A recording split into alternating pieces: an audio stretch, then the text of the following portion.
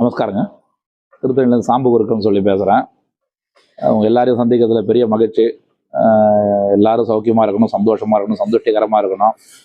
நமக்கு இருக்கிற மன கஷ்டமோ மன டென்ஷனோ இல்லாமல் இருக்கிறதுக்காக சுவாமியோட ஆத்மார்த்தமாக பிரார்த்தனை பண்ணுறோம், ஜெபம் பண்ணுறோம். நமக்கு தேவையான ஹோமங்கள் கிரியைகள் பண்ணிக்கிறது ரொம்ப விசேஷம்.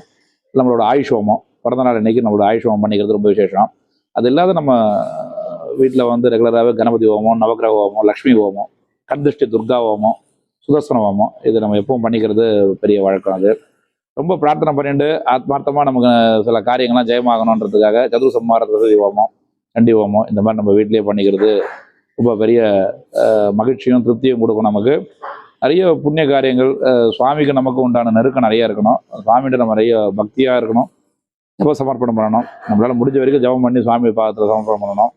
நம்ம கேட்குறதா அம்பாள் பிரத்யட்சமாக கொடுப்பா. அந்த அளவுக்கு ஒரு பவரான ஹோமம் வந்து சண்டி ஹோமம்.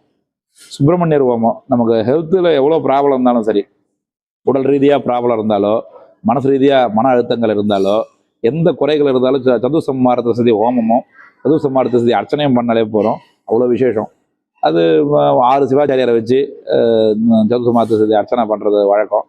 6 பிரசாதம் 6 பட்சணம்லாம் பண்ணி ரொம்ப விசேஷமாக பண்ணுறது. பண்ண உடனே நமக்கு கை மேலே பலன் கண்டிப்பாக கிடைக்கும்.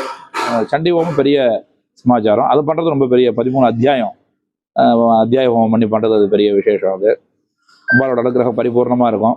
இன்றைக்கி எல்லாருக்குமே மன அழுத்தமும் ஓட்டமும் அதிகமாக இருக்குது. சுவாமின்ற நெருக்கம் நமக்கு அதிகமாக இருக்கிறதுக்கு வந்து ஹோமங்கள் ரொம்ப முக்கியம்.